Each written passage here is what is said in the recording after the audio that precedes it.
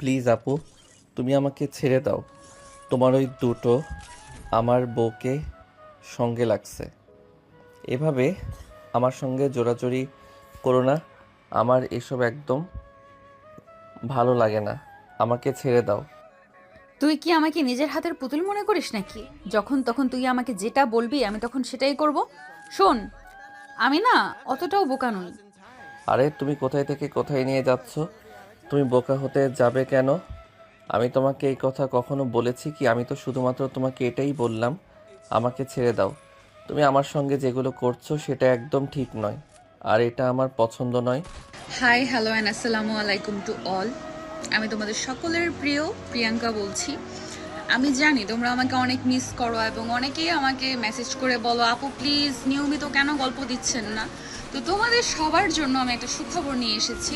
তোমরা তো জানো আমার একটা হচ্ছে অফিসিয়াল চ্যানেল আছে, ভয়েস অফ প্রিয়াঙ্কা, এবং এইটার সাথে এখন আমি নতুন আরেকটা অফিসিয়াল চ্যানেল খুলছি, সেটার নাম হচ্ছে স্টোরি এক্সপ্রেস।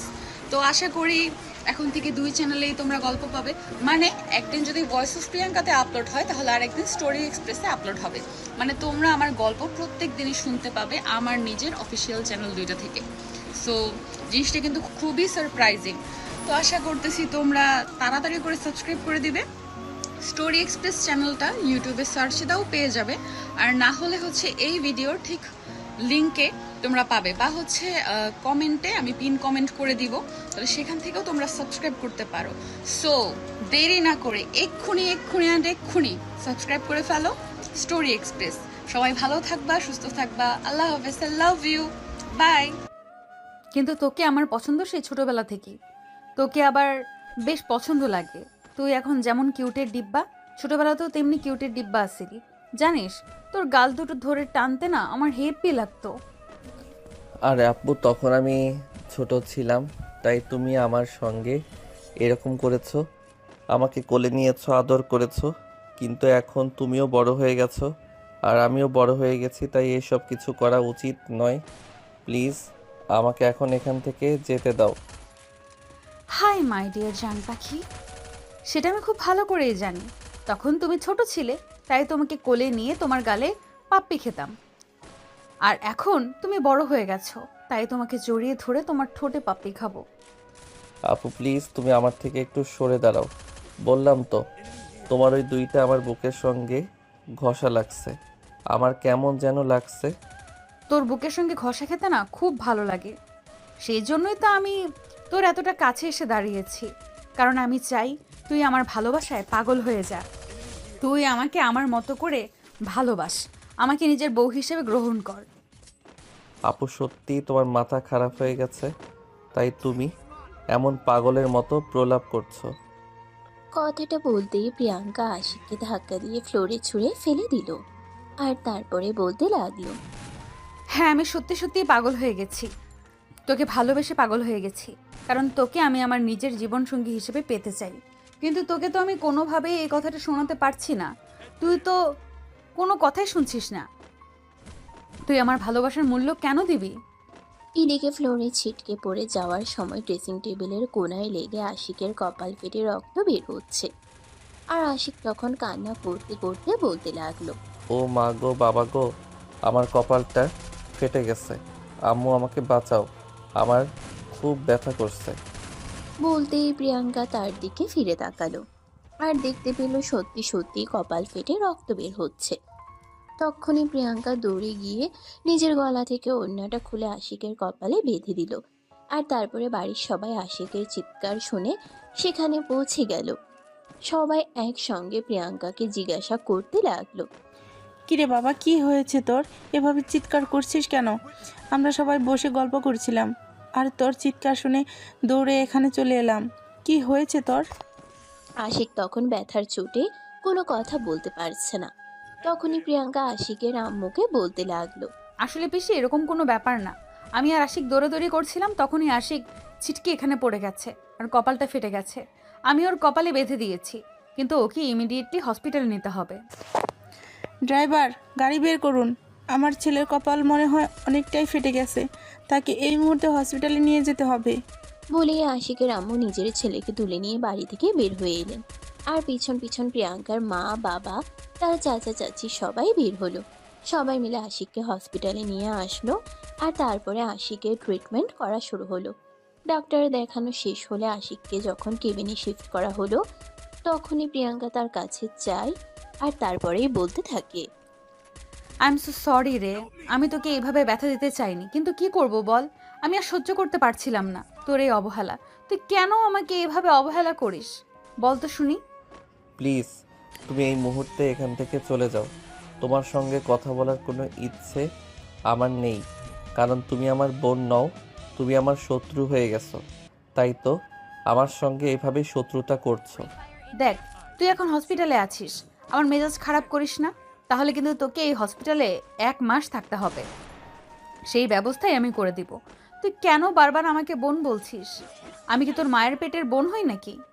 তুমি আমার মায়ের পেটের বোন হও না সেটা ঠিক আছে, কিন্তু তুমি আমার মায়ের আপন ভাইয়ের মেয়ে। তোমার সঙ্গে এসব কিছু করা আমার পক্ষে কোনোদিনও সম্ভব নয়। তার মধ্যে তুমি আমার বয়সে বড়। বয়স ইজ মাই ফুড। তোকে আমি দেখে নিব। আমি এই মুহূর্তে এখান থেকে চলে যাচ্ছি। তবে একটা কথা মনে রাখিস, যতদিন পর্যন্ত তোর মুখ থেকে আমি আমার ভালোবাসার কথা আদায় করতে না পারবো, ততদিন পর্যন্ত তোকে আমি এক মুহূর্তের জন্য ছেড়ে দিব না। আমি প্রিয়াঙ্কা চেয়েও পাইনি এমন কিছু পৃথিবীতে নেই। তাই তোকে যখন একবার আমার মনে ধরে গেছে, তোকে যতদিন পর্যন্ত আমি আমার করতে না পারবো ততদিন পর্যন্ত আমার কোনো শান্তি নেই। এটা মাথায় ঢুকিয়ে নে। এই বলে প্রিয়াঙ্কা হসপিটাল থেকে বের হয়ে চলে আসলো। আর এদিকে তখনই আশিকের আম্মু আশিকের সঙ্গে দেখা করতে গেল। আশিক তখন তার আম্মুর সঙ্গে কথা বলছে। কি রে বাবা, এসব কিছু কি করে হলো? আমি তো কিছুই বুঝতে পারলাম না। আমরা যখন ড্রয়িং রুমে গল্প করছিলাম তখন তো তুই নিজের রুমে ছিলি, তাহলে ওই রুমে গেলি কখন? আসলে আম্মু, রুমে বসে থাকতে থাকতে আমার বোরিং ফিল হচ্ছিল, তাই তো আমি প্রিয়াঙ্কা আপুর সঙ্গে একটু গল্প করতে গেছিলাম। আর তখনই দুজনের মধ্যে একটু কথা কাটাকাটি হয়, আর তারপরেই দুজন ছোটাছুটি করতে গিয়ে পড়ে যাই। ভাগ্য ভালো যে বড় কিছু একটা হয়ে যায়নি। এখন যদি কপালে না লেগে চোখের মধ্যে লাগতো তাহলে কি হতো? আমার তো সেটা ভেবেই গায়ে কাটা দিয়ে উঠছে। আরে আম্মু, এত চিন্তা করার কি আছে? কপালেই তো লেগেছে। এত দুদিন বিশ্রাম দিলেই ঠিক হয়ে যাবে, চিন্তা করার কিছুই নেই। বাবারে, তুই আমার অনেক কষ্টের সন্তান। তোকে অনেক কষ্ট করে আমি আমার জীবনে পেয়েছি। তোকে আমি কোনো কিছুর বিনিময়ে হারিয়ে ফেলতে চাই না। তোর গায়ে যদি একটা ফুলের টোকা লাগে তাহলে সেটা আমার কলিজায় গিয়ে লাগে, আর আমি সেই আঘাত সহ্য করতে পারি না। আম্মু প্লিজ এভাবে বলো না, আমারও তো কষ্ট লাগে। বাবারে, এত সব কিছু তুই বুঝবি না। কেন আমার এতটা কষ্ট হয় সেটা বোঝার মতো বয়স তোর এখনো হয়ে ওঠেনি। যখন তোর বোঝার মতো বয়স হবে তখন তুই ঠিকই বুঝতে পারবি। কারণ তোর বাবাকে আমি ভালোবেসে বিয়ে করেছিলাম, যার কারণে তোর দাদার বাড়ি আর নানার বাড়ি কেউই আমার সঙ্গে সম্পর্ক রাখেনি। তারপর যখন তোর বাবা মারা যায় তখন অনেক দিন আমাকে অনেক কষ্ট করতে হয়েছে।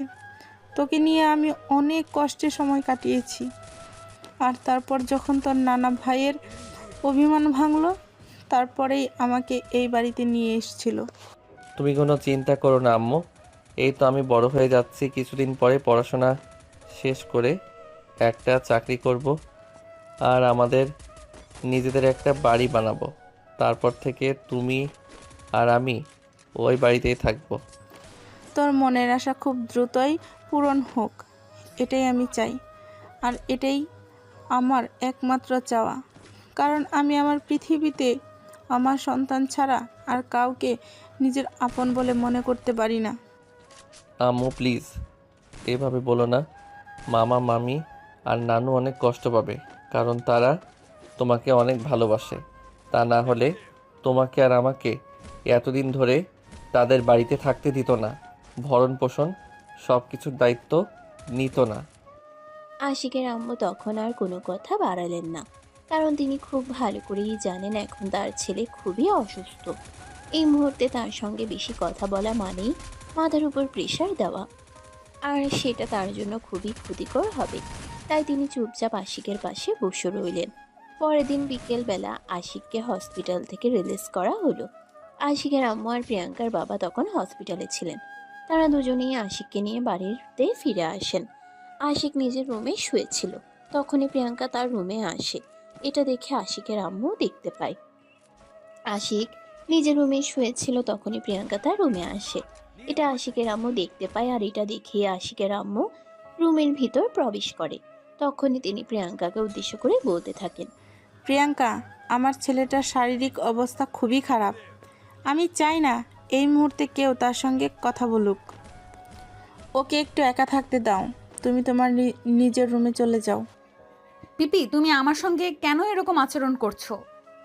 আমি তো সেটাই বুঝতে পারছি না। তোমার ছেলে পড়ে গিয়ে ব্যথা পেয়েছে, সেখানে আমার কি দোষ থাকতে পারে? আর তুমি কেনই বা আমাকে এই কথাগুলো শোনাচ্ছ? দেখো, আমার ছেলেটাই আমার বেঁচে থাকার শেষ অবলম্বন। আমি চাই না কারোর জন্য আমার ছেলেটা আমার জীবন থেকে হারিয়ে যাক।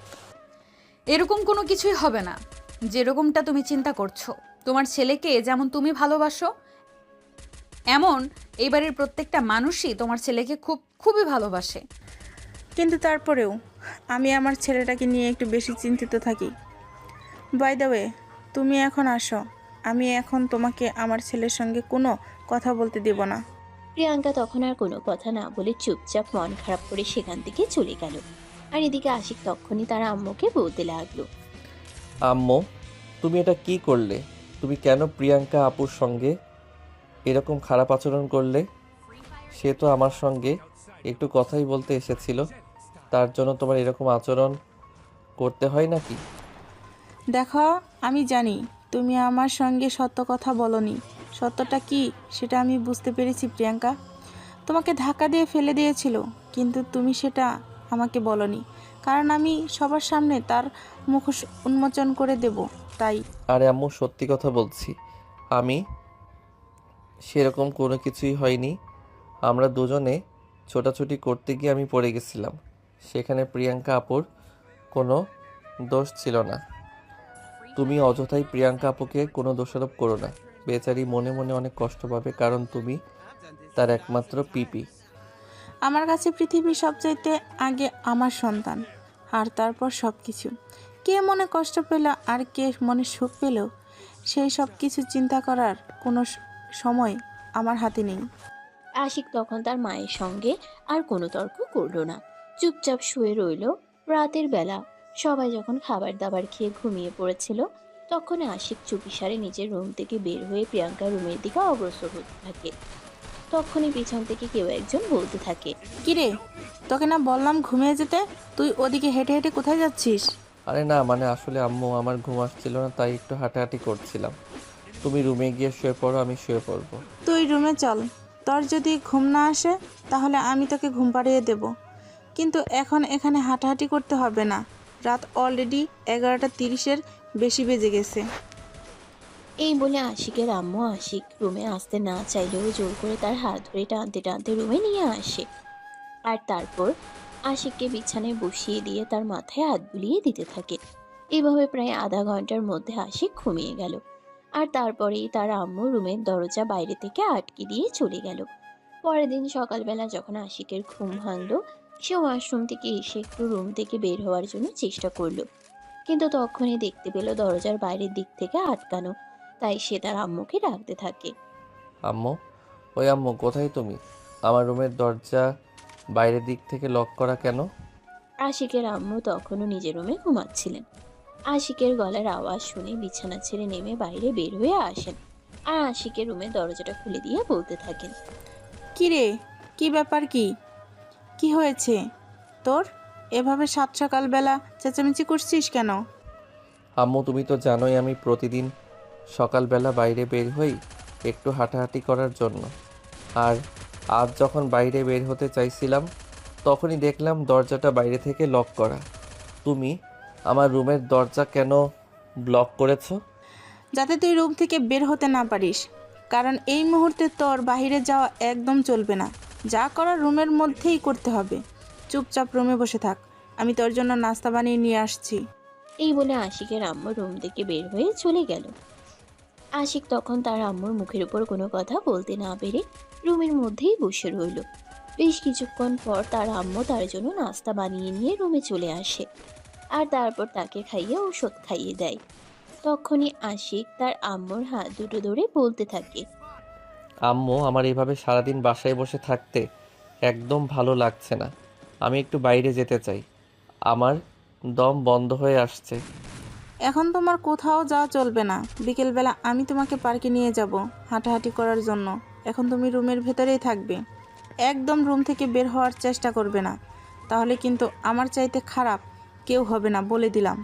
এখানে আশিকের আম্মু সেখান থেকে চলে গেল আর আশিক তখন নিরুপায় হয়ে রুমের ভিতরেই বসে রইল আর মনে মনে ভাবতে লাগলো হঠাৎ কি থেকে কি হয়ে গেল। আসলে আশিকের আব্বু আম্মু দুজনেই সম্পর্ক করে বিয়ে করেছিল, যার কারণে তাদের দুই ফ্যামিলি থেকে তাদের দুজনকে মেনে নেওয়া হয়নি। আশিকের বয়স যখন 8 মাস তখন তার বাবা হঠাৎ করে গাড়ি অ্যাক্সিডেন্টে মারা যায় আর তারপর থেকেই তাদের জীবনে নেমে আসে দুর্বিষহ।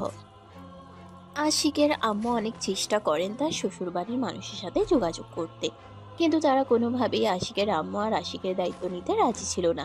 তাই বাধ্য হয়ে আশিকের আম্মু তার বাবার বাড়ির লোকের সঙ্গে যোগাযোগ করে আর তারপরে আশিকের নানা ভাই আশিকের আম্মুকে নিজের বাড়িতে নিয়ে আসেন। আর তার ঠিক 2 বছর পরে আশিকের নানা ভাই মারা যান।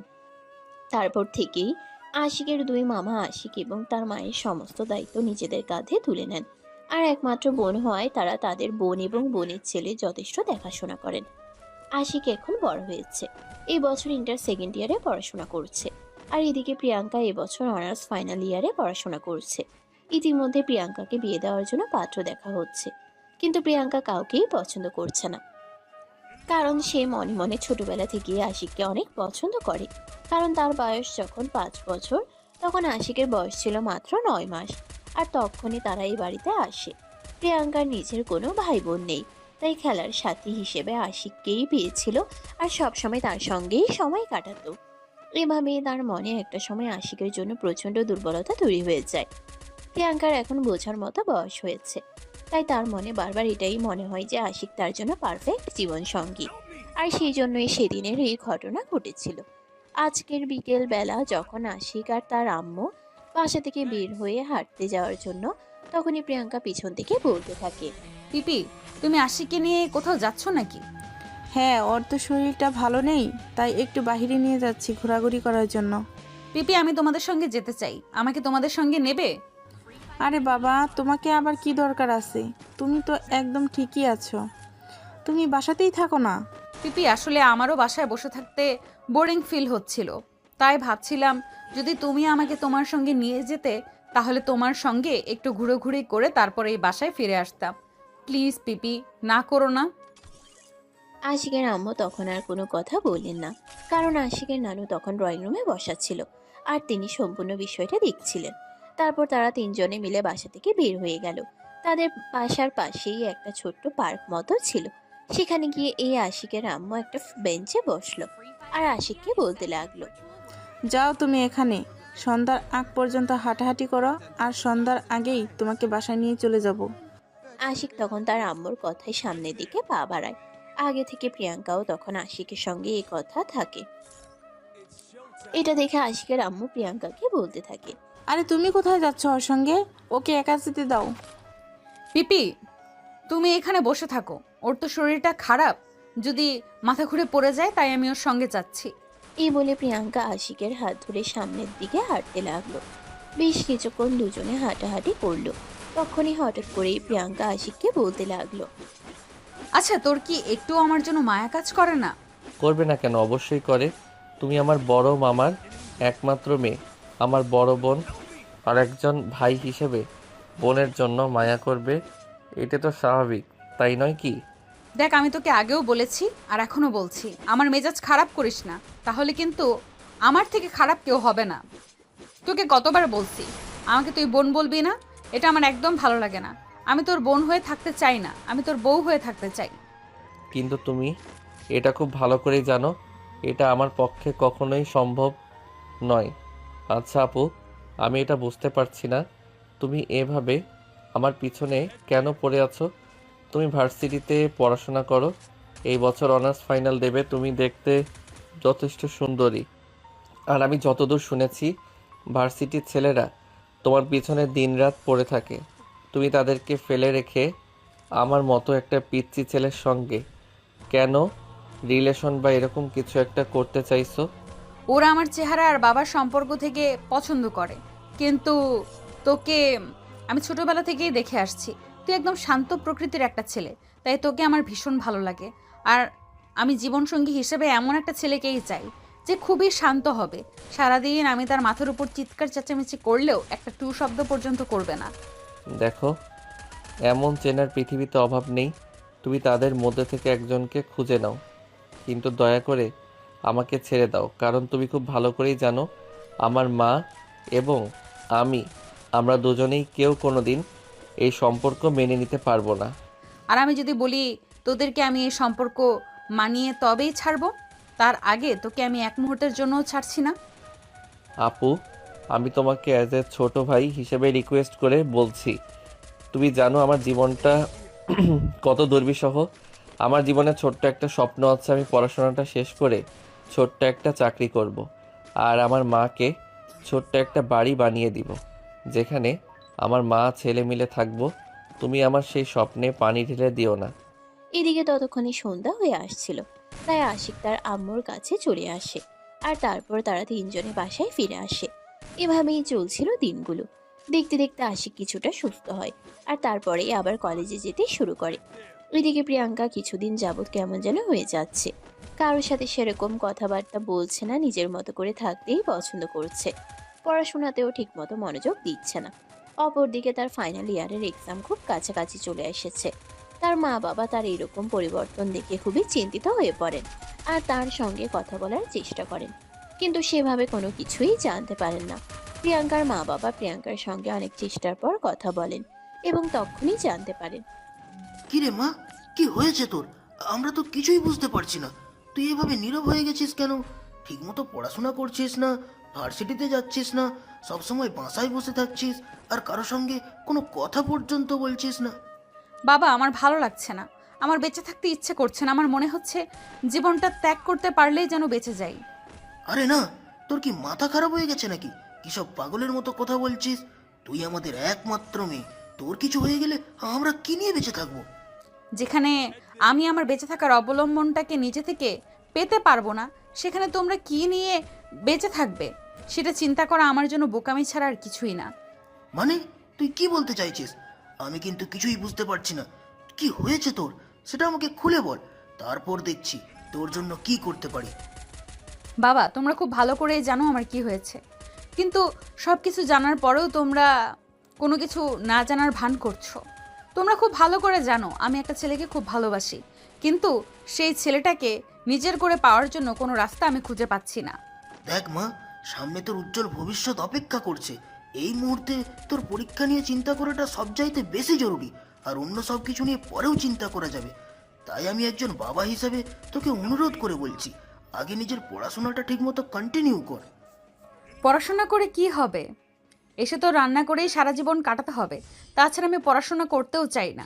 যেখানে আমার ভালোবাসার মানুষটাকে আমি আমার করে পেতে পারবো না, সেই মানুষটাকে নিয়ে সারা জীবন মনের মধ্যে স্বপ্ন পূরণ করে এসেছি, সেই মানুষটা যখন আমার হবে না, তখন আমি আমার জীবন নিয়ে আর বিন্দুমাত্র চিন্তা করতে চাইছি না। এভাবে পাগলামি করে না, পাগলামি করে কোনো কিছুই হয় না। তুমি নিজের পড়াশোনাটাকে শেষ করো, তারপর আমরা তোমার ব্যাপারটা ভেবে দেখছি। আমি কোনো কথা শুনতে চাই না বাবা। আমার আশিককে লাগবে মানে লাগবেই। যদি তাকে আমার করে না পাই, তাহলে আমি পৃথিবীর অন্য কাউকে তাকে পেতে দেব না। আচ্ছা মা, ঠিক আছে, সেটা আমরা পরে ভেবে দেখব। এখন তুমি পড়াশোনায় মনোযোগ দাও। তুমি ছোটবেলা থেকেই পড়াশোনায় খুবই ভালো, আর এখন যদি তুমি রেজাল্ট খারাপ করো, তাহলে সেটা আমাদের জন্য খুবই খারাপ একটা খবর হবে, এবং তোমার প্রেস্টিজের ব্যাপার স্যাপার তো। তোমার ব্যাচমেটরা সবাই মনে মনে কি ভাববে সেটা একবার ভেবে দেখেছো? বাবা, তুমি এটা খুব ভালো করেই জানো আমাকে নিয়ে কে কি চিন্তা করলো, কে চিন্তা করলো না, সেই সব কিছু নিয়ে আমি কখনোই চিন্তা করি না। আর সেই সব কিছু নিয়ে চিন্তা করার কোনো ইচ্ছেও আমার নেই। আমি শুধু আমাকে নিয়ে চিন্তা করতে চাই, আর আমাকে নিয়েই থাকতে চাই। এইসব কথা শুনতে শুনতে প্রিয়াঙ্কার আম্মু প্রিয়াঙ্কার রুমে প্রবেশ করেন। এরপর তিনি মেয়েকে নিজের বুকের সঙ্গে জড়িয়ে নিয়ে বলতে থাকেন। দেখো মা, আমরা এটা জানি যে তুমি আশিককে পছন্দ করো, আর কাকে নিজের জীবন সঙ্গী হিসেবে পেতে চাও কিন্তু একটাবার একটু চিন্তা করে দেখো, তার মা এই সম্পর্কে রাজি নয়। আশিক তোমার সাথে বয়সে ছোট, তার বাবা বেঁচে নেই, তাদের নিজস্ব বাড়ি ভিটা পর্যন্ত নেই। তাহলে আমরা তোমাকে কিভাবে ওর হাতে তুলে দিতে পারি বলো? আমি কোনো কথা শুনতে চাই না, মানে একদমই চাই না। ওর বাবার কোনো কিছু নেই তাতে কি হয়েছে? আমার বাবার তো আছে। আর আমি আমার বাবার একমাত্র মেয়ে। বাবার পরে সমস্ত সম্পদের একমাত্র উত্তরাধিকারী তো আমিই হব। তাছাড়া তোর মা এই বাড়ির মেয়ে, তাও তো এই বাড়ির সম্পত্তির উপর একটা ভাগ রয়েছে। তাহলে সে কেন তার ভাগ পাবে না? আর সে যদি তার ভাগ পায় তাহলে সেটা তো সম্পূর্ণ তার ছেলে পাবে। আমি বুঝতে পেরেছি, তোমাকে কোনো কথা বলে দাঁড়িয়ে রাখা যাবে না। আচ্ছা ঠিক আছে, আগে তুমি তোমার পরীক্ষাটা শেষ করো, তারপর আমরা এই বিষয় নিয়ে পারিবারিকভাবে আলোচনায় বসবো, আর তারপর যা হয় দেখা যাবে। দেখাদেখির কোনো ব্যাপার নেই এখানে। আমি তোমাকে স্পষ্ট জানিয়ে দিচ্ছি, তুমি যদি আমাকে এটা প্রমিস করতে পারো যে আশিককে আমার জীবনে এনে দেবে, তাহলে আমি পরীক্ষা দেওয়ার চিন্তা ভাবনা করবো, নয়তো আমি পরীক্ষা দিচ্ছি না, আর পরীক্ষা দেওয়ার কোনো চিন্তাও করব না। মেয়ের এমন সিদ্ধান্তের কথা শুনে প্রিয়াঙ্কার মা বাবা তো দুজনেই ভীষণ চিন্তায় পড়ে গেলেন। ছোটবেলা থেকেই তাদের দুজনেরই স্বপ্ন ছিল মেয়েকে পড়াশোনা শেষ করাবেন এবং এস্টাবলিশ হওয়ার পর বিয়ে শাদী নিয়ে চিন্তা করবেন। কিন্তু এখন এটা কি হয়ে গেল সেটাই তারা চিন্তা করতে পারছেন না।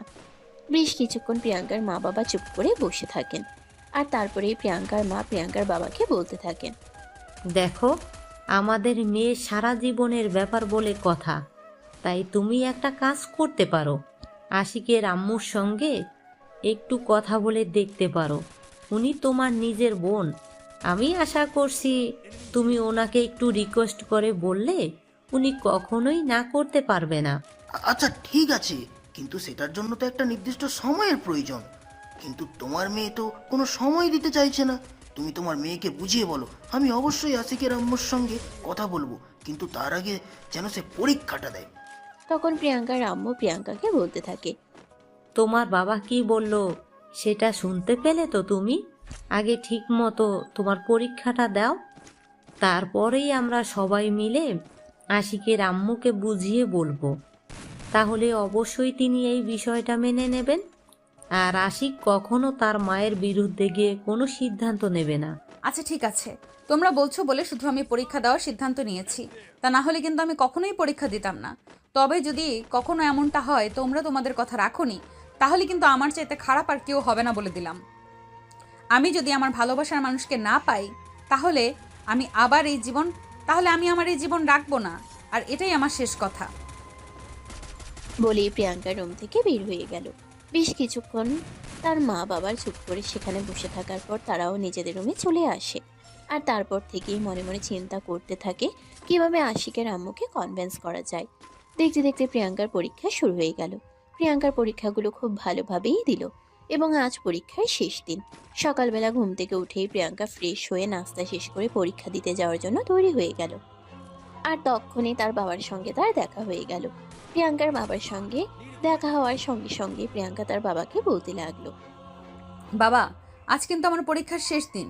তুমি আমাকে কি কথা দিয়েছিলে সেটা তোমার মনে আছে তো, নাকি আরো একবার তোমাকে সেটা মনে করিয়ে দিতে হবে? সেটার কোনো প্রয়োজন নেই মা। তুমি আমাকে কি বলেছিলে সেটা আমার খুব ভালো করেই মনে আছে। তোমাকে এসব কিচ্ছু নিয়ে চিন্তা করতে হবে না। আমি যখন তোমাকে একবার কথা দিয়েছি তখন আমি সেই কথা অবশ্যই রাখবো।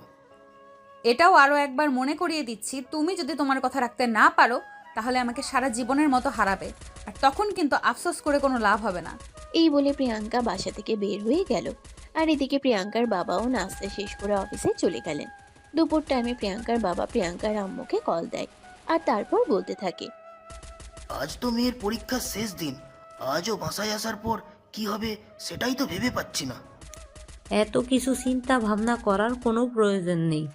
আমি তোমাকে যেমনটা বলেছিলাম তুমি ঠিক তেমনটাই করবে। তোমার বোনকে তুমি একটু বুঝিয়ে বলো, তাহলেই তোমার বোন রাজি হয়ে যাবে। তুমি এক কাজ করো, আজ বাসায় সবার জন্য একটু ভালো মন্দ রান্না করো, আর খাওয়া দাওয়া শেষ করে আজ রাতেই ড্রয়িং রুমে সবাইকে ডাকবে। আচ্ছা ঠিক আছে, কোনো সমস্যা নেই। তুমি এসব কিছু নিয়ে কোনো চিন্তা করো না, আমি এই বিষয়টা দেখছি। অতঃপর দুজনে কথা শেষ করে ফোন রেখে দেয়। আর এদিকে প্রিয়াঙ্কার আম্মু প্রিয়াঙ্কার বাবার কথা মতো বাসার সবার জন্য ভালো মন্দ রান্না শুরু করে দেন। বিকাল 3টা বাজে। পরীক্ষা শেষ হলে প্রিয়াঙ্কা বাসায় ফিরে আসে। কলিং বেল চাপ দিতেই তার আম্মু এসে দরজা খুলে দেয়। প্রিয়াঙ্কা বাসায় ঢুকতেই রান্নার গন্ধ নাকে লেগে গেল। আর তখন প্রিয়াঙ্কা তার আম্মুকে বলতে লাগলো, কি ব্যাপার আম্মু, রান্নার গন্ধ নাকি লাগছে? আজকে বাসায় স্পেশাল কোনো গেস্ট আসবে নাকি? স্পেশাল কোনো গেস্ট আসবে না, তবে তবে স্পেশাল কিছু কথা চলছে। তুমি নিজের রুমে যাও আর ফ্রেশ হয়ে নাও। প্রিয়াঙ্কা তখন আর কোনো কথা না বলে চুপচাপ নিজের রুমে চলে গেল। এদিকে তার আম্মু নিজের মতো করে কাজ করতে লাগলেন। বিকেল ঘনিয়ে সন্ধ্যা, আর সন্ধ্যা ঘনিয়ে রাত হয়ে গেল। প্রিয়াঙ্কার বাবা রাত 8টার মধ্যেই সেদিন বাসায় ফিরে আসলেন, যদিও অন্যান্য দিন একটু দেরি করেই আসেন। প্রিয়াঙ্কার আম্মু আজ রান্নাবান্না শেষ করে নিজের হাতে খাবার টেবিলে সার্ভ করেন এবং সবাইকে খাবার টেবিলে ডেকে নেন। সবাই একটু অবাক হয়, যদিও ফ্যামিলির সবাই কখনোই সেভাবে একসঙ্গে খাবার খাওয়া হয়ে ওঠে না। কিন্তু আজ এভাবে সবাই একসঙ্গে ডেকে নিয়ে খাবার খাওয়ার মানেটা কি কেউ বুঝতে পারছে না। খাবার খাওয়ার পর্ব শেষ হলে প্রিয়াঙ্কার আম্মু সবাইকে ড্রয়িং রুমে বসতে বলেন। সবাই তখন প্রিয়াঙ্কার আম্মুর কথা মতো ড্রয়িং রুমে এসে বসে। আর কিছুক্ষণের মধ্যেই প্রিয়াঙ্কার আব্বু দুজনেই সেখানে চলে আসেন। তখনই হঠাৎ করে প্রিয়াঙ্কার দাদু প্রিয়াঙ্কার আব্বু আম্মুকে উদ্দেশ্য করে বলতে থাকেন, কি ব্যাপার বড় বৌমা, কি হয়েছে? আমি তো কিছুই বুঝতে পারছি না। তুমি আজ এভাবে হঠাৎ করে আমাদের সবার জন্য এত কিছু আয়োজন করলে। তুমি সবাইকে ড্রয়িং রুমে ডেকে এনেছে, ব্যাপারটা কি? আমি তো কিছুই বুঝতে পারছি না। এত উত্তেজিত হওয়ার কিছুই নেই। যখন সবাইকে ডেকে এনেছি তখন সব কিছু অবশ্যই বলবো। আপনারা একটু শান্ত হয়ে বসুন, আমি একটু রেস্ট নিই, তারপরে সব কিছু বলছি। তখন আর কেউ কোনো কথা বলল না। সবাই একটু চুপচাপ শান্ত হয়ে বসলো। আর কিছুক্ষণের মধ্যেই প্রিয়াঙ্কার বাবা নিজে থেকেই বলতে শুরু করেন, এখানে ফ্যামিলির সবাই আছে, তাই কথাটা বলতে চাই। আসলে আমার মেয়ে মানে প্রিয়াঙ্কা আশিককে সেই ছোটবেলা থেকেই পছন্দ করে এবং ইতিমধ্যে তাকে বেশ কয়েকবার বিয়ের পাত্র দেখানোর পরেও সে বিয়ে করতে রাজি হচ্ছে না। তার একমাত্র কারণ হলো আশিক। সে আশিককে প্রচণ্ড রকমের ভালোবাসে। সে আশিককে ছাড়া অন্য কাউকে বিয়ে করবে না, এরকমটাই জানিয়ে দিয়েছে। আরে এসব তুই কি বলছিস? তোর কি মাথা খারাপ হয়ে গেছে নাকি আশিক? প্রিয়াঙ্কার চাইতে বয়সে কতটা ছোট সেটা তোরা একবারও ভেবে দেখেছিস? এই কথা শুনে প্রিয়াঙ্কার আম্মু প্রিয়াঙ্কার দাদুকে উদ্দেশ্য করে বলতে থাকে, দেখেন না, সেটা আমরা সবাই খুব ভালো করেই জানি। আর আমি মনে করছি বয়স শুধুমাত্র একটা সংখ্যা। বয়স কখনোই কোনো সম্পর্কের মধ্যে বাধা হয়ে দাঁড়াতে পারে না। একটা সম্পর্ক তৈরি করা এবং সেটা কন্টিনিউ করার জন্য শুধুমাত্র যেটা খুব বেশি প্রয়োজন সেটা হলো বিশ্বাস, ভরসা আর ভালোবাসা। বয়সের যুগে কোনো ব্যাপার না। কিন্তু তারপরও সব কিছু একটা ম্যাচুরিটি আছে না, ব্যাপার স্যাপার আছে। কোথায় আশিক আর কোথায় প্রিয়াঙ্কা? এভাবেই তাদের মধ্যে কথা কাটাকাটি হচ্ছিল। আর এদিকে আশিকের আম্মু সবকিছু চুপচাপ বসে বসে শুনছিলেন, কোনো কথার কোনো উত্তর দিচ্ছিলেন না। তখনই প্রিয়াঙ্কার আব্বু আশিকের আম্মুকে বলতে থাকেন, কিরে বোন, তুই কোনো কথা বলছিস না? এভাবে চুপচাপ করে বসে আছিস কেন? কিছু অন্তত বল। তোমরা যদি আমার কোনো কথা বলার অপেক্ষা রাখতে তাহলে এরকম একটা সিদ্ধান্ত নিতে পারতে না। আর এরকম একটা সিদ্ধান্ত নেওয়ার আগে অন্তত আমার কাছ থেকে একবার জিজ্ঞাসা করে নিতে। প্রিয়াঙ্কার বাবা তখন সেখান থেকে উঠে এসে আশিকের আম্মুর হাত ধরে বলতে থাকেন, বোন আমার, আমি জানি তুই একটা ভুল করেছিলি, তার জন্য আমরা সবাই তোর ওপর অনেকদিন রাগ করেছিলাম। কিন্তু দেখ, আমার মেয়েটা যখন থেকে একটু একটু করে বুঝতে শিখেছে তখন থেকেই আশিক এই বাড়িতে থাকে। তার সঙ্গেই আমার মেয়েটার দিনের বেশিরভাগ সময় কাটানো। এইভাবেই হয়তো আমার মেয়েটা তোর ছেলের প্রেমে পড়ে গেছে। তাকে ছাড়া কোনো কিছুই বুঝতে চাইছে না। আমি জানি সমাজ আমাদেরকে নিয়ে দুটো কটু কথা বলবে, কিন্তু সমাজ আমাদের সংসার চালাবে না। মানে তুমি কি বলতে চাইছো সেটা আমি খুব ভালোভাবেই বুঝতে পারছি, কিন্তু এটা কোনোভাবেই সম্ভব না। কেন সম্ভব না? তুই কেন এরকম করছিস? আমার মেয়েটা তোর ছেলেটাকে সত্যিই অনেক বেশি ভালোবাসে। তাছাড়া তোর ছেলে ছোটবেলা থেকেই এই বাড়িতেই বড় হয়েছে, আর এখন যদি সে এই বাড়িতেই থেকে যায় তাহলে তার সমস্যা কোথায়? তখনই প্রিয়াঙ্কার আম্মু সেদিকে এগিয়ে আসেন আর আশিকের আম্মুর পাশে বসে বলতে থাকেন, হ্যাঁ বোন, তোমার ভাইয়া একদম ঠিক কথাই বলছে। আমিও মনে মনে এরকমটাই চিন্তা করছি। প্রিয়াঙ্কা তো আমাদের বাড়ির মেয়ে, আর আশিকও আমাদের বাড়ির ছেলে। তাদের দুজনের মধ্যে একটা সম্পর্ক তৈরি হলে সেটা আমাদের ফ্যামিলির জন্যই ভালো হবে। মানে তুমি কোন ভালো কথাটা বলছো আমি ঠিক বুঝতে পারছি না। এখানে ভালো মন্দ বলতে কি তোমরা সম্পদ, টাকা পয়সা এগুলোর কথা চিন্তা করছো নাকি? দেখো, আমি সেই সব কথা বলতে চাইছি না। তোমার স্বামী বেঁচে নেই, তোমার ছেলে তোমার একমাত্র সম্বল। তোমার ছেলে বড় হচ্ছে, তাকে বিয়ে করাতে হবে। অন্য বাড়ি থেকে যদি একটা মেয়ে আসে তাহলে কিন্তু সে কখনোই তোমাকে নিজের আপন মনে করবে না, যতটা প্রিয়াঙ্কা মনে করবে। তাছাড়াও তোমার ছেলে সারাদিন বাড়িতে বসে থাকবে না, তাকে চাকরি বাকরি করার জন্য বাইরে যেতে হবে। এই যুগের মেয়েদের সম্পর্ক তুমি খুব ভালো করেই জানো, তারা শাশুড়িকে সহ্য করতে পারে না। কিন্তু আমার মেয়ের ক্ষেত্রে সেটা আমি গ্যারান্টি দিয়ে বলতে পারি এরকমটা হবে না, কারণ তার শরীরে তো তোমাদের রক্তই বইছে। আশিকের আম্মু তখন কোনো কথা বলছে না, চুপচাপ বসে আছে। তখনই আবারও প্রিয়াঙ্কার আব্বু আশিকের আম্মুকে উদ্দেশ্য করে বলতে থাকে। হ্যাঁ বোন, তোর ভাবি একদম ঠিকই কথা বলেছে। তুই তোর ভাবির কথা মেনে নে, এটা তোর, আমার এবং আমাদের ফ্যামিলির জন্য খুবই ভালো হবে। এদিকে প্রিয়াঙ্কার দাদু আর ছোট চাচা ততক্ষণ সবকিছু মনোযোগ দিয়ে শুনছিলেন। তখনই পেছন থেকে প্রিয়াঙ্কার ছোট চাচা আশিকের আম্মুকে বলে, হ্যাঁ আপু, ভাইজান আর ভাবি একদম ঠিক কথা বলেছে। আমিও মনে মনে এটাই ভাবছিলাম, কারণ তুমি আমাদের একমাত্র বোন। তোমার সঙ্গে কোনোভাবে খারাপ কিছু হোক এটা আমরা কখনোই চাইবো না। তাই আমরা সবাই চাই আশিক আর তুমি এই বাড়িতেই থেকে যাও। কিন্তু তারপরেও আর কোনো কিন্তু নাই বোন, কারণ আমি এটা খুব ভালো করেই জানি তোর ছেলে কখনোই তোর সিদ্ধান্তের বাইরে গিয়ে কোনো কথা বলবে না। তুই যদি রাজি হয়ে যাস তাহলে তোর ছেলেকে রাজি করানো জাস্ট 2 সেকেন্ডের ব্যাপার। আচ্ছা ঠিক আছে, আমি এই বিষয়টা ভেবে দেখব, কিন্তু আপাতত কোনো সিদ্ধান্ত নিতে পারছি না, তার জন্য আমি ক্ষমা চাই। এই বলে আশিকের আম্মু সেখান থেকে উঠে নিজের রুমে চলে যান। আর এরপর দেখতে দেখতে আরো 2 দিন সময় কেটে গেল। এদিকে প্রিয়াঙ্কা তার আম্মুকে বারবার আশিকের আম্মু কি সিদ্ধান্ত নিচ্ছে সেটা জানার জন্য চাপ দিচ্ছে। তাই প্রিয়াঙ্কার আম্মু আজ নিজেই আশিকের আম্মুর সঙ্গে আবারও কথা বলতে গেলেন। তা কি ব্যাপার ননদিনী, তুমি কি সিদ্ধান্ত নিলে? তোমার ছেলেকে দিবে তো আমার মেয়ের সঙ্গে বিয়ে? ভাবি, এই বিষয়টা অ্যাভয়েড করলে হয় না? কেন জানি আমার ভালো লাগছে না। আরে ননদিনী, তুমি নিশ্চিন্তে থাকো, তোমার ছেলের ভবিষ্যৎ মাশাল্লাহ খুব ভালো হবে। তোমাকে এসব কিছু নিয়ে কোনো চিন্তা করতে হবে না। তুমি আমাদের উপর সব কিছু ছেড়ে দাও, আমরা তো আছি। আচ্ছা ঠিক আছে, আমি রাজি। আলহামদুলিল্লাহ, অবশেষে তুমি রাজি হলে, এটা শুনে খুব ভালো লাগলো। যাই হোক, এই খুশির খবরটা আমি আমার মেয়েকে এক্ষুনি দিয়ে আসি। এই বলে প্রিয়াঙ্কার আম্মু সেখান থেকে দৌড়ে তখনই নিজের মেয়ের রুমে চলে গেলেন। আর তারপর প্রিয়াঙ্কাকে কথাটা বললেন। প্রিয়াঙ্কা কথাটা শোনা মাত্রই খুশিতে লাফিয়ে উঠল আর চিৎকার দিয়ে বলতে থাকে। ইয়াহু, অবশেষে আমার মনের আশা পূরণ হতে চলেছে। আর তখনই সে খুশিতে তার আম্মুকে জড়িয়ে ধরে বলতে থাকে, আম্মু, আই এম সো হ্যাপি। আজ আমার মতো খুশি এই পৃথিবীতে আর কেউ নেই, কারণ আমি আমার ভালোবাসার মানুষটাকে অবশেষে পেতে চলেছি। আম্মু, আমি 1 সপ্তাহের মধ্যে বিয়ে করতে চাই। তোমরা সব কিছুর আয়োজন করো। আরে মা, সব কিছু এভাবেই বললে হুটহাট করে করা যায় না। বিয়ে শাদির ব্যাপার, একটু ঠান্ডা মাথায় চিন্তা ভাবনা করে তারপর সব কিছুর ব্যবস্থা করতে হবে। আমি কোনো কথা শুনতে চাই না। তোমাকে কি বললাম তুমি বুঝতে পারোনি? আমি দ্রুত বিয়ে করতে চাই। আমি আমার ভালোবাসার মানুষটাকে ছাড়া 1 মুহূর্তও থাকতে পারছি না। আমার নিঃশ্বাস বন্ধ হয়ে আসছে।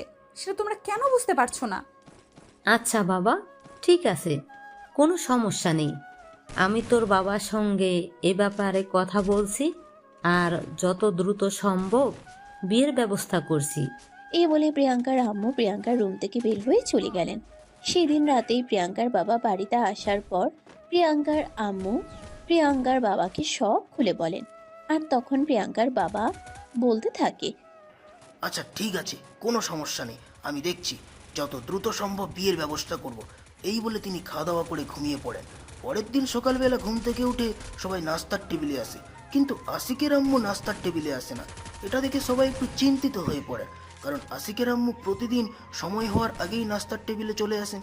প্রিয়াঙ্কার আম্মু তখন সবাইকে খাবার দিয়ে খেতে বলল, আর নিজে আশিকের আম্মুর রুমে চলে গেলেন আশিকের আম্মুর কি হয়েছে সেটা দেখার জন্য। কিন্তু সেখানে গিয়ে যেটা দেখলেন সেটার জন্য কিন্তু তিনি সেখানে গিয়ে যেটা দেখলেন সেটার জন্য মোটেও প্রস্তুত ছিলেন না। এই যে আমার ননদিনী, ও ননদিনী, কি হয়েছে আপনার? আপনি এত বেলা হয়ে গেছে, এখনো ঘুম থেকে উঠছেন না কেন? আপনার কি শরীর খারাপ লাগছে নাকি? প্রিয়াঙ্কার আম্মু কিন্তু আশিকের আম্মুর কোনো সারা শব্দ পাচ্ছিলেন না। তিনি চুপচাপ শুয়েছিলেন। এটা দেখে প্রিয়াঙ্কার আম্মু কিছুটা চিন্তিত হয়ে পড়েন, আর তারপরেই তিনি আশিকের আম্মুর গায়ে হাত দেন। কিন্তু পুরো শরীর ততক্ষণে ঠান্ডা হয়ে জমে গেছে। এটা দেখেই তিনি একদম পিছিয়ে গিয়ে চিৎকার দিয়ে ওঠেন। প্রিয়াঙ্কার বাবা, কোথায় তুমি? তাড়াতাড়ি এদিকে আসো। প্রিয়াঙ্কার আম্মুর এমন চিৎকার শুনে বাড়ির সবাই দৌড়ে আশিকের আম্মুর রুমে চলে গেল। প্রিয়াঙ্কার আম্মুকে দেখে খুবই ভয় আর তো দেখাচ্ছিল। এটা দেখেই সবাই জিজ্ঞাসা করতে লাগলো কি হয়েছে, কিন্তু প্রিয়াঙ্কার আম্মু কোনো কথা বলতে পারছিলেন না, শুধু হাতের ইশারায় আশিকের আম্মুকে দেখাচ্ছিলেন। ততক্ষণে প্রিয়াঙ্কার ছোট চাচা সেদিকে এগিয়ে যায়, আর আশিকের আম্মুর শরীরে হাত দিয়ে দেখেন শরীর জমে একদম বরফের মতো হয়ে গেছে। তিনি আর কোনো কথা বলতে পারলেন না, ধপাস করে ফ্লোরে বসে পড়লেন। এদিকে প্রিয়াঙ্কার দাদু তাদের চিৎকার শুনে নিজের রুম থেকে বের হয়ে আসেন, কারণ তিনি সকালে কখনোই নাস্তা করেন না, একটু দেরিতে ঘুম থেকে ওঠেন। প্রিয়াঙ্কার দাদু প্রিয়াঙ্কার পিপির রুমে এসে দেখে সবাইকে এভাবে স্তব্ধ হয়ে দাঁড়িয়ে থাকতে দেখে জিজ্ঞাসা করতে থাকেন, কি ব্যাপার, কি হয়েছে? আমি তো কিছুই বুঝতে পারছি না। তোমরা সবাই এভাবে স্তব্ধ হয়ে দাঁড়িয়ে আছো কেন?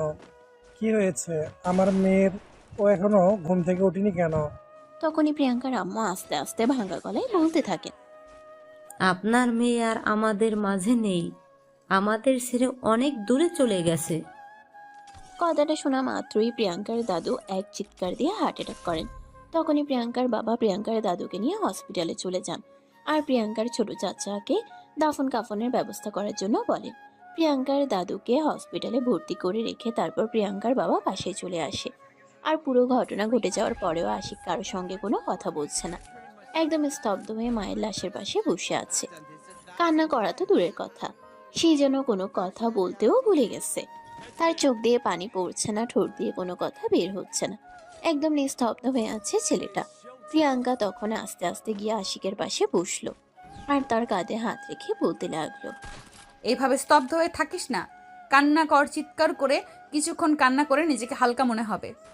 আশিক তখন আর নিজেকে আটকে রাখতে পারলো না, তখনই প্রিয়াঙ্কাকে শক্ত করে জড়িয়ে ধরে কান্না করে দিল আর চিৎকার করে বলতে লাগলো, আজ থেকে তো আমার সব কিছু শেষ হয়ে গেল।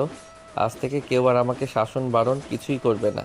তখনই প্রিয়াঙ্কা আশিকের মাথায় হাত রেখে বলতে লাগলো, কে বলেছে তোর কেউ নেই? আমরা পুরো পরিবার তোর পাশে আছি, কোনো চিন্তা করিস না। আল্লাহ যা করেন ভালোর জন্যই করেন, তিনি উত্তম ফয়সালাকারী, আর তার সিদ্ধান্ত মেনে নেওয়া বান্দার জন্য মঙ্গলজনক। তখনই আশিক আরো জোরে কান্না করতে করতে বলতে থাকে, তুমি কি এটা বলতে চাইছো আমার জীবন থেকে সব কিছু কেড়ে নেওয়া আমার জন্য ভালো হয়েছে? জন্মের পর বাবার আদর পাইনি, দাদা তো কী জিনিস সেটা কোনো দিন চোখে দেখিনি। আমার মা আমাকে প্রচণ্ড রকম ভালোবাসে, আগলে রাখতে চেয়েছিল, আর সে আজ হঠাৎ করেই কোনো কিছু না জানিয়ে না ফেরার দেশে চলে গেল। তারপরও আমাকে বলছো শান্ত হতে। আমি কিভাবে শান্ত হব? কাকে নিয়ে শান্ত হব? চিন্তা করিস না, বললাম তো আমরা আছি, এবং আমরা সবাই তোর পাশে আছি। হ্যাঁ, সে তো তোমরা সবাই আছো, কিন্তু যেই মানুষটার উপস্থিতি আমার জীবনের সবচাইতে বেশি গুরুত্বপূর্ণ, সেই মানুষটাই আমার জীবন থেকে হারিয়ে গেল। আজ থেকে আমার মনে কোনো কষ্ট লাগলে আমি কাউকে খুলে বলতে পারবো না। আমার সাথে যত যাই কিছু হয়ে যাক না কেন, তবু আমি কারো কাছে কোনো কিছু শেয়ার করতে পারবো না। আচ্ছা, আমি সত্যিই এটা বুঝতে পারছি না, তোর এরকম মনে হওয়ার কারণটা কি? আমরা সবাই আছি তো। তাছাড়া তুই তো জানিস তোর সঙ্গে আমার বিয়ের কথা ফাইনাল হয়ে আছে। কিছুদিনের মধ্যেই অবশ্যই আমরা বিয়েটা করে নেব। I am sorry to say, please আপু, এখন আমি এসব কথা শুনতে চাই না। তুমি এই মুহূর্তে এখান থেকে চলে যাও, আমাকে একটু আমার মতো একা থাকতে দাও। I am so sorry. আমি বুঝতে পেরেছি তোকে এই কথাটা এখন বলা একদমই উচিত হয়নি, প্লিজ আমাকে ক্ষমা করে দে, তবে তুই নিজেকে একটু সামলা। এই বলে প্রিয়াঙ্কা সেখান থেকে চলে গেল। আর এদিকে আশিক তখন কান্না করতে লাগলো। এদিকে দেখতে দেখতে দুপুর হয়ে আসলো আর আশিকের আম্মুকে গোসল করিয়ে দাফনের জন্য তৈরি করা হলো। কিন্তু প্রিয়াঙ্কার দাদু তখনও হসপিটালে।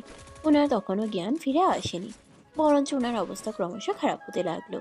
আর ফ্যামিলির সবাই খুব চিন্তিত হয়ে পড়লো। এদিকে দাফনের কাজ তো আর আটকে রাখলে চলবে না, দাফনের কাজ শেষ করতেই হবে। তাই প্রিয়াঙ্কার বাবা এবং কাকা দুজনে মিলে সিদ্ধান্ত নিল আর যাই হোক দাফন শেষ করতে হবে। তাই তারা আশিকের আম্মুকে নিয়ে দাফনের কাজ শেষ করার জন্য কবরস্থানে চলে গেল এবং ঘন্টা খানেকের মধ্যেই সব শেষ করে তারা বাসায় ফিরে আসে। তারপরে প্রিয়াঙ্কার বাবা এবং ছোট চাচা দুজনে মিলে হসপিটালে চলে গেল প্রিয়াঙ্কার দাদুর কী অবস্থা সেটা দেখার জন্য। কিন্তু তারা হসপিটালে গিয়ে দেখতে পেল প্রিয়াঙ্কার দাদুর অবস্থা আগের চাইতে অনেকটাই খারাপ। তখনই প্রিয়াঙ্কার ছোট চাচা প্রিয়াঙ্কার বাবাকে বলতে লাগলো, ভাইজান, আমার মনে হয় মায়ের চিকিৎসা এখানে রেখে করানোটা ঠিক হবে না। আমাদের অন্য কোনো বড় হসপিটালে নিয়ে যাওয়া উচিত, কারণ মায়ের অবস্থা ক্রমশ খারাপ হতে চলেছে। হ্যাঁ ভাই, এটা তুই একদম ঠিক কথাই বলেছিস। আমাদের এখানে থেকে আর অপেক্ষা করা চলবে না, মাকে নিয়ে শহরের কোনো বড় হসপিটালে চলে যেতে হবে। চল আমরা ডাক্তারের সঙ্গে কথা বলি। এই বলে প্রিয়াঙ্কার বাবা আর কাকা দুজনেই হসপিটালে ডাক্তারের সঙ্গে কথা বলে এবং ডাক্তারও তাদের দুজনকে একই কথা বলল। আর তারপরেই তারা প্রিয়াঙ্কার দাদুকে নিয়ে শহরের বড় একটা হসপিটালে চলে গেল আর সেখানেই প্রিয়াঙ্কার দাদু ট্রিটমেন্ট করতে লাগলো। আজ 5 দিন প্রিয়াঙ্কার দাদুর অবস্থা আজ একটু উন্নতির দিকে। ওনার জ্ঞান ফিরে এসেছে আর চোখ মেলে তাকিয়ে উনি বলতে লাগলেন, আমার মেয়ে কোথায়? মা, তুমি একটু শান্ত হও, তারপর তোমাকে সবকিছু বুঝিয়ে বলছি। কিন্তু এই মুহূর্তে তোমার শরীরের অবস্থা খুবই খারাপ, তুমি উত্তেজিত হয়েও না প্লিজ। আমি কোনো কথা শুনতে চাই না, আমি শুধু যেটা জিজ্ঞাসা করছি সেটার উত্তর জানতে চাই। আমার মেয়ে কোথায়? আমি এক্ষুনি আমার মেয়ের সঙ্গে দেখা করতে চাই। আমাকে আমার মেয়ের কাছে নিয়ে চলো। মা, তোমার মেয়ে এখানে নেই, তুমি সেটা খুব ভালো করেই জানো। তাই আমরা চাইলেও তোমাকে তোমার মেয়ের সঙ্গে দেখা করাতে পারবো না। তুমি নিজেকে সামলাও, আস্তে আস্তে সবকিছু ঠিক হয়ে যাবে। কেন আমার সঙ্গে এরকমটা হলো আমি বুঝতে পারছি না। আমার আগে কেন আল্লাহ আমার মেয়েকে আমার কাছ থেকে ছিনিয়ে নিলেন? জীবনে কি পাপ করেছিলাম সেটাই তো এখনো বুঝতে পারছি না। মা, তুমি নিজেকে সামলাও। এখানে পাপ পুণ্যের কথা আসছে কোথা থেকে? আল্লাহর পাক রাবুল আমিন আমাদেরকে যতদিন হায়াত দিয়েছেন আমরা ঠিক ততদিনই বাঁচব। আমরা তার বেশি সময় তো আর বাঁচতে পারবো না। আল্লাহর যখন যাকে ইচ্ছে হবে তখন তাকে নিয়ে নেবেন, এটাই তো স্বাভাবিক। তুমি প্লিজ নিজেকে স্বাভাবিক করার চেষ্টা করো। এই বলে তারা দুজন তাদের আম্মুকে সান্ত্বনা দিতে থাকে। আর এভাবে 2 দিন পর তিনি একটু সুস্থ হয়ে ওঠেন। আজ 3য় দিন ডাক্তার চেক আপ করে বলেন প্রিয়াঙ্কার দাদুর অবস্থা এখন আলহামদুলিল্লাহ ভালো। তারা চাইলে প্রিয়াঙ্কার দাদাকে এখন বাসায় নিয়ে আসতে পারে। তাই প্রিয়াঙ্কার বাবা আর প্রিয়াঙ্কার ছোট চাচা দুজনে মিলে প্রিয়াঙ্কার দাদুকে সেদিন বিকেলে বাসায় নিয়ে আসে। তারপর নিয়ম করে ডাক্তার চেক আপ চলতে থাকে। দেখতে দেখতে প্রায় 10-12 দিন মতো সময় কেটে গেল। সেদিন হঠাৎ করে প্রিয়াঙ্কা তার বাবার রুমে গেল আর বলতে লাগলো, বাবা, তোমরা সবকিছুর ভিড়ে আমার মনে হয় একটা কথা ভুলে যাচ্ছ। কোন কথার কথা বলছো তুমি? আমি তো সেটাই বুঝতে পারছি না, তুমি কি বলতে চাইছো একটু খুলে বলো। বাবা, আশিক আর আমার ব্যাপারে বলছি। ওহে, আমি বুঝতে পেরেছি। দেখো, আমাদের ফ্যামিলির উপর দিয়ে ইতিমধ্যেই ছোটখাটো একটা ঝড় বয়ে গেছে। আমাদেরকে একটু সবটা সামলে নিতে দাও, আমরা দেখছি কি করতে পারি। প্রিয়াঙ্কা তখন আর কোনো কথা বলল না। তার বাবার রুম থেকে বের হয়ে গেল। ওদিকে আশিকের আম্মু মারা যাওয়ার পর থেকে আশিক আগের চাইতে আরো অনেক বেশি নিস্তব্ধ হয়ে গেছে। কেউ তাকে খাবার রুমে দিয়ে আসলে খাবার খাবে, নয়তো ও সারাদিন রুমের ভিতরে বসে থাকবে। কাউকে একবারও খাবার দেওয়ার কথা পর্যন্ত বলবে না। নিজের মতো করে সারাদিন সময় কাটাবে। প্রিয়াঙ্কা প্রতিদিনই বিকেলবেলা আশিকের সঙ্গে গল্প করতে তার রুমে আসে, কিন্তু আশিক তার সঙ্গে সেরকম একটা কথাবার্তা বলে না। এটা প্রিয়াঙ্কাকে খুবই ব্যথিত করে।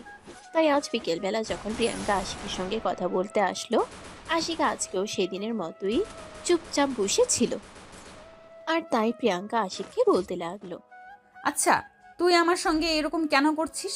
আমি তো সেটাই বুঝতে পারছি না। কেন তুই বারবার আমাকে অ্যাভয়েড করে চলছিস? কেন তুই আমার সঙ্গে কোনো কথা বলতে চাইছিস না? দেখো, আমার ভালো লাগছে না। আমি একটু একা থাকতে চাই, আমাকে আমার মতো একা থাকতে দাও।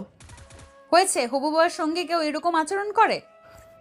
তোমার সঙ্গে বিয়ে হতে চলেছে, কিন্তু এখনো বিয়েটা হয়নি, তাই আমাকে এখন আমার মতো থাকতে দাও।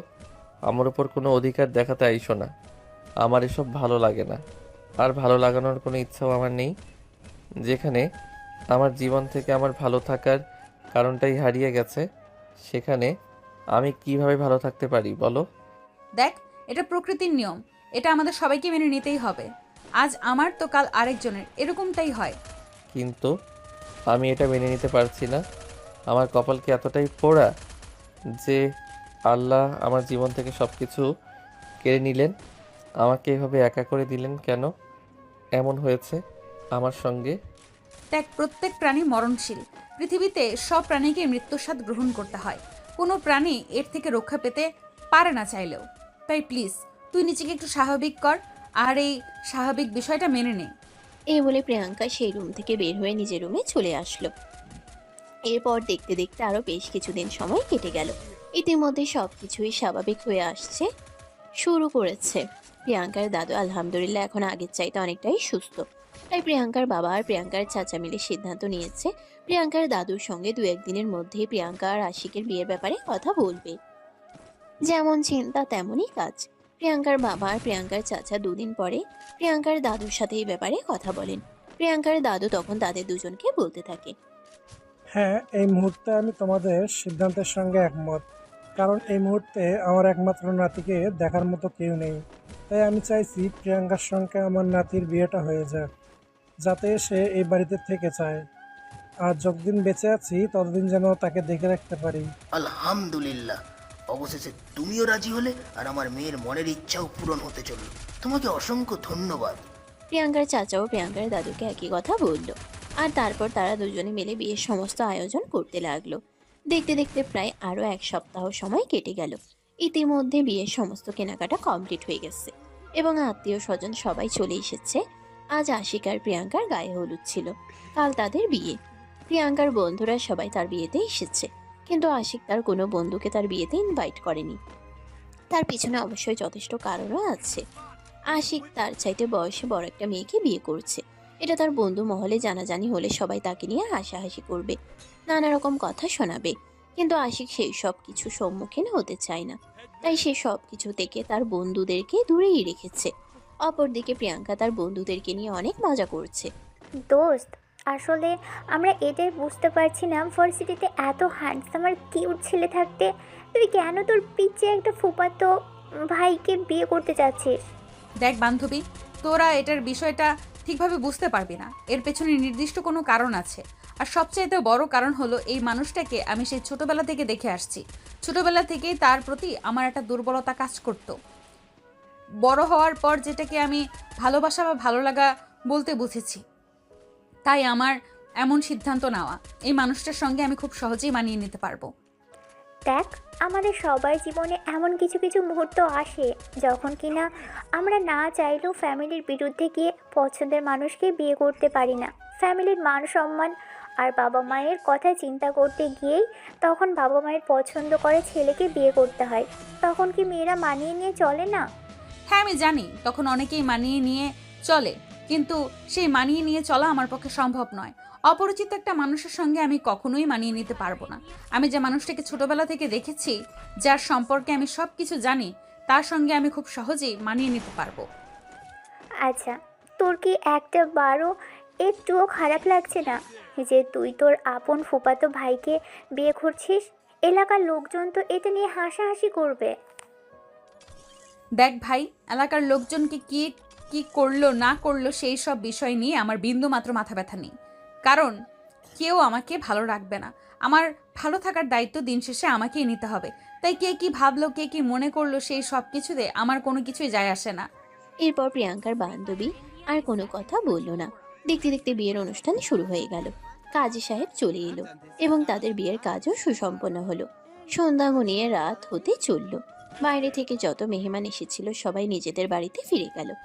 আজ প্রিয়াঙ্কার রুমটা অনেক সুন্দর করে সাজানো হয়েছে। যদিও সবাই বলেছিল আশিকের রুমেই প্রিয়াঙ্কাকে দিয়ে আসতে, কিন্তু প্রিয়াঙ্কা বলেছে সে আশিকের রুমে যাবে না।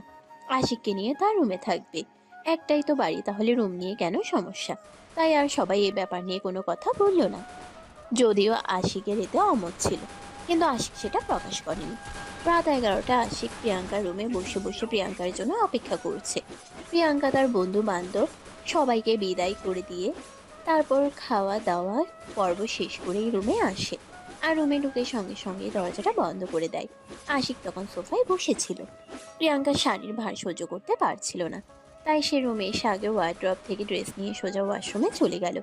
আর তারপর ফ্রেশ হয়ে এসে আশিকের দিকে তাকিয়ে বলতে লাগলো, যা শেরওয়ানি চেঞ্জ করে পাঞ্জাবি টুপি পরে ফ্রেশ হয়ে অজু করে আয়, দুজন একসাথে নামাজ পড়বো।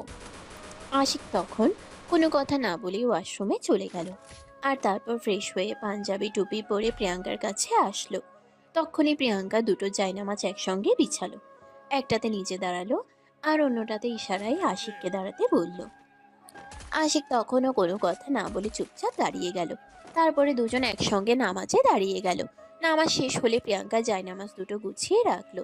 আর তারপরে ড্রেসিং টেবিলের উপরে রাখা ট্রেতে এক গ্লাস দুধ আর মিষ্টি সেগুলো নিয়ে আশিকের দিকে এগিয়ে আসলো। একটা মিষ্টি আশিকের দিকে এগিয়ে দিয়ে বলতে লাগলো, এই নে, এটা খেয়ে নে, আর তারপর এই গ্লাসের দুধটাও খেয়ে নে। কিন্তু আমি মিষ্টি খাই না। এটা তো তুমি খুব ভালো করেই জানো, তাহলে আমাকে কেন মিষ্টি দিতেছো? হ্যাঁ, এটা আমি খুব ভালো করেই জানি তুই মিষ্টি খাস না, কিন্তু তারপরেও আজ তোকে মিষ্টি খেতে হবে, কারণ এটাই রিচুয়াল। তাছাড়া আজ আমাদের বাসর রাত, আজ মিষ্টি আর দুধ খাওয়াটা তোর জন্য খুবই জরুরি। মানে তুমি কি বলতে চাইছো? আমি কিছু বুঝতে পারলাম না। আমি মিষ্টি কখনোই খাই না, আমার দাঁতে ব্যথা করে। আর আজ কেন আমাকে মিষ্টি খেতে হবে সেটাই তো বুঝতে পারছি না। তোকে এত কিছু বুঝতে হবে না, এত কিছু বোঝার কোনো প্রয়োজন নেই। তোকে যেটা করতে বলেছি তুই শুধু সেটাই কর। চুপচাপ দুধ আর মিষ্টি এই দুটো খেয়ে নে। কথাটা একটু জোরে ধমক দিয়েই বলে প্রিয়াঙ্কা। তাই আশিক আর তার মুখের উপর কথা বলার সাহস পেল না। চুপচাপ দুধ আর মিষ্টি দুটোই খেয়ে নিল। আর তারপরে প্রিয়াঙ্কা অন্য মিষ্টিটা নিজেকে নিয়ে বলতে লাগলো, চল, এবার আমাদের দীর্ঘদিনের অপেক্ষার প্রহর শেষ। এবার তোর সঙ্গে টি-20 খেলবো। ব্যাট বল কোথায়? ব্যাট বল নিয়ে আসো তাহলে। কথাটা শুনেই প্রিয়াঙ্কা হু হু করে হেসে দিল আর বলতে লাগলো, বুদ্ধ জামাই আমার, এই টি-20 ব্যাট বল দিয়ে খেলতে হয় না, তুই আর আমি দুজন মিলে খেলবো। চল আমার সঙ্গে, আমি তোকে দেখাচ্ছি। আর এসব তুমি কি বলছো? আমি তো এতদিন পর্যন্ত জানি টি-20 শুধু ব্যাট বল দিয়ে খেলা যায়। তাহলে ব্যাট বল ছাড়া কিভাবে খেলবো? আমি তো সেটাই বুঝতে পারছি না। আমি তোকে বললাম না, এত কিছু তোর বোঝার প্রয়োজন নেই। তোকে আমি যেটা বলছি তুই শুধু সেটাই কর। চল আমার সঙ্গে। এই বলে প্রিয়াঙ্কা আর কোনো কথা বলার সুযোগ না দিয়ে ধাক্কা দিয়ে আশিকে বিছানার উপরে ফেলে দিল। আর তারপরে ওপর হয়ে আশিকের ঠোঁটের কাছে নিজের দুটা ঠোঁট নিয়ে বলতে লাগলো, আজকে টি-20 তোর ওটার সঙ্গে খেলবো। ওটা মানে তুমি কোনটার কথা বোঝাতে চাইছো? আমি তো সেটাই বুঝতে পারছি না। তখনই প্রিয়াঙ্কা চোখের ইশারায় আশিকের তলপেটের দিকে দেখলো। আর এটা দেখে আশিক বলতে লাগলো, আরে এসব কি বলছো তুমি? তোমার কি মাথা খারাপ হয়ে গেছে নাকি? পাগলের মতো কথা বলছো। আমাকে সব কথা বলতে তোমার লজ্জা করছে না? আমি না তোমার ভাই হই। ও মারে, আমার জুনিয়র বুদ্ধু বর বলে কি? লজ্জা করবে কেন? আমি কি অন্য কেউ নাকি? আমি তো তোর বিয়ে করা বউ, আর তোর সব কিছুর উপর এখন থেকে আমার অধিকার রয়েছে। আরে যাও সরো। তুমি এভাবে আমার বুকের উপর ঝুঁকে আছো কেন? তোমার ওই দুটো তো একদম দেখা যাচ্ছে। আর সেই সঙ্গে তোমার বুকের মাঝখানের বাদামি রঙের তিলটা। দেখা যাচ্ছে তো, যাক, তাতে কি হয়েছে? আমি কি অন্য কাউকে দেখাচ্ছি নাকি? তাছাড়া এক্ষুনি তো সব কিছু খুলে ফেলবো। তোর সব কিছু আমি দেখবো আর আমার সব কিছু তুই দেখবি। তাহলে এখন আর লজ্জা পাওয়ার কি আছে? কথাটা বলতে আশিক নিজের দুই হাত দিয়ে নিজের মুখ ঢেকে নেওয়ার বৃথা চেষ্টা করতে লাগলো। কিন্তু ততক্ষণে প্রিয়াঙ্কার তার দুই হাত বিছানার সঙ্গে চেপে ধরে তার দুই ঠোঁট নিজের দখলে নিয়ে ইচ্ছে মতো চুমু খেতে লাগলো। এদিকে আশিকের এসব কিছু একদম ভালো লাগছে না। সে প্রিয়াঙ্কার থেকে ছাড়া পাওয়ার জন্য ছটফট ছটফট করতে লাগলো।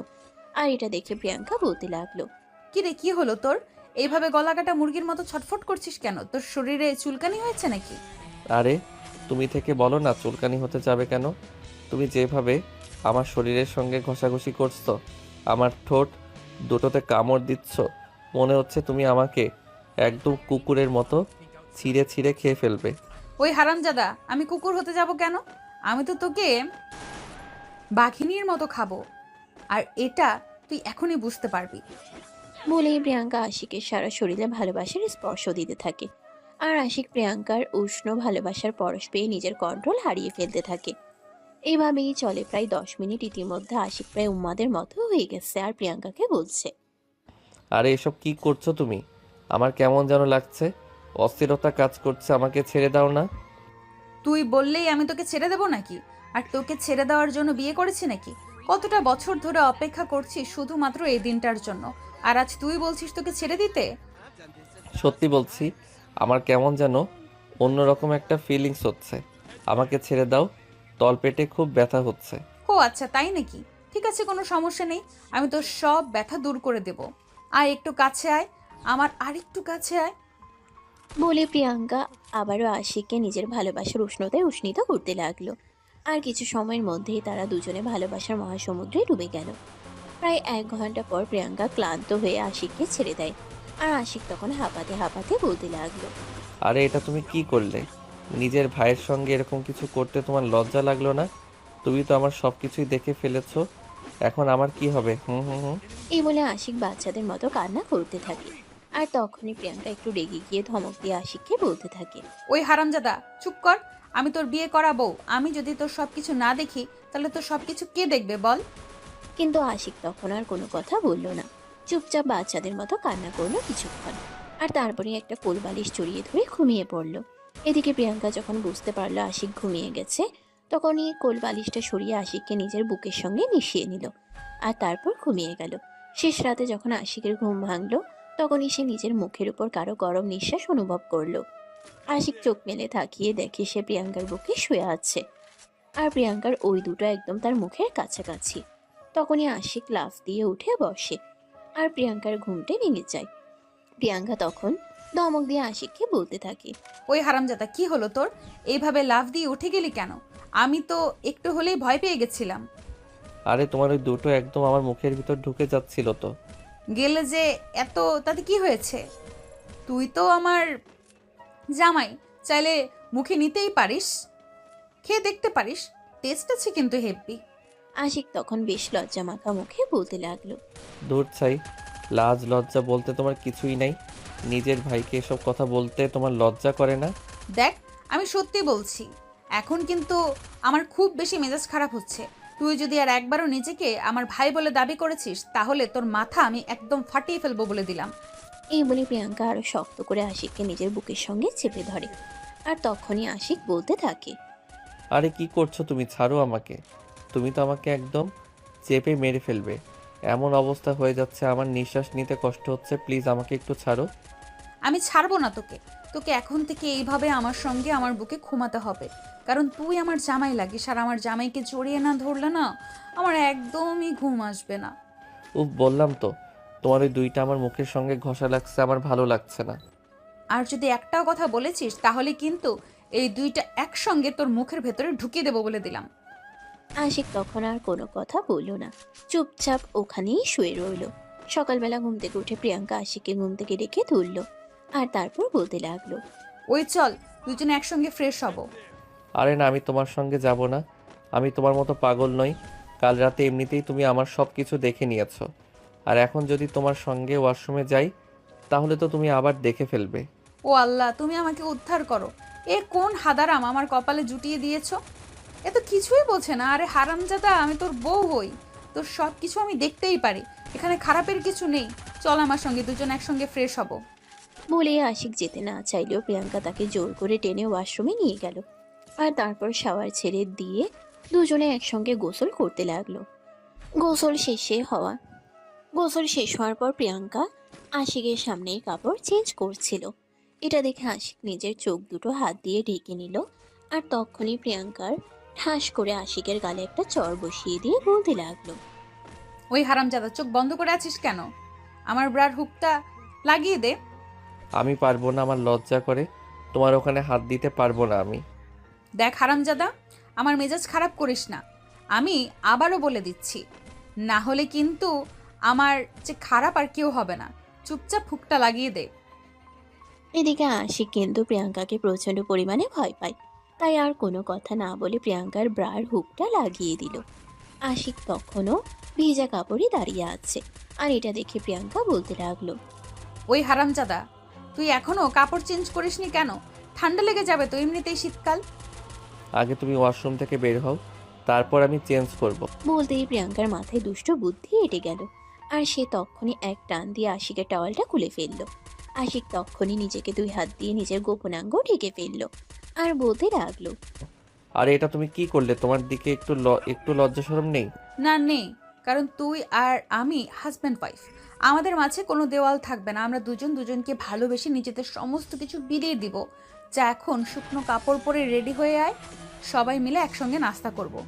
বলেই প্রিয়াঙ্কা ওয়াশরুম থেকে বের হয়ে গেল, আর আশিক তখন তাড়াহুড়ো করে শুকনো কাপড় গায়ে দিয়ে দিল।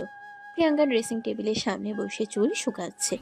এই প্রথমবার আশিক প্রিয়াঙ্কার দিকে ভালোবাসার দৃষ্টিতে তাকিয়ে আছে। আর কি অপরূপ লাগছে প্রিয়াঙ্কাকে ভেজা খোলা চুলে। আশিক তখন তার পাশে গিয়ে দাঁড়ালো। আয়নায় প্রিয়াঙ্কা সবকিছুই দেখছিল, তাই সে আশিককে বলতে লাগলো। কিরে, আমার প্রেমে পড়ে যাচ্ছিস নাকি? বলতেই আশিক লজ্জা পেয়ে একটু দূরে সরে গেল। তখনই প্রিয়াঙ্কা উঠে দাঁড়িয়ে পিছন ফিরে এক টান দিয়ে আশিককে নিজের বুকের সঙ্গে মিশিয়ে নিল, আর বলতে লাগলো, বললাম না, এভাবে আর লজ্জা পাবি না। আমি তোর বিয়ে করা বউ, আমার কাছে তোর কিসের লজ্জা। তারপর এক সময় তুমি আমার আপু ছিলে। আরে অতীতের কথা ভুলে যা না, এখন যা আছি তা নিয়ে চিন্তা কর। এই বলে প্রিয়াঙ্কা আশিককে আরেকটু টান দিয়ে নিজের বুকের সঙ্গে মিশিয়ে নিয়ে বলতে লাগলো। ওভাবে কি দেখছিলি? আমাকে আদর করতে ইচ্ছে করছিল? তখনই আশিক লজ্জা মাখা মুখে বলতে থাকে, হুম, একটু। তাহলে দূরে দাঁড়িয়ে আছিস কেন ভাই? আমার কাছে আয়, আরেকটু কাছে। এই বলে প্রিয়াঙ্কা আশিককে টান দিয়ে নিজের আরো কাছে টেনে নিয়ে তার ঠোঁটে নিজের ঠোঁট দুটো ডুবিয়ে দিল, আর ভালোবাসার মহাসমুদ্রে ডুবে গেল। এভাবেই শুরু হলো তাদের নতুন এক ভালোবাসার গল্প। সুপ্রিয় ভিউয়ার্স, আমাদের আজকের গল্পটা এই পর্যন্তই ছিল। গল্পটা আপনাদের কাছে কেমন লেগেছে ছোট্ট একটা কমেন্টে জানাবেন। ভালো লাগলে লাইক, কমেন্ট অ্যান্ড শেয়ার করে পাশে থাকবেন। নিত্য নতুন ভালোবাসার গল্প পেতে আমাদের ভয়েস অফ প্রিয়াঙ্কা ইউটিউব চ্যানেলটি সাবস্ক্রাইব করবেন। এতক্ষণ পাশে থাকার জন্য ধন্যবাদ। সবাই ভালো থাকবেন, সুস্থ থাকবেন। আল্লাহ হাফেজ। সমাপ্ত।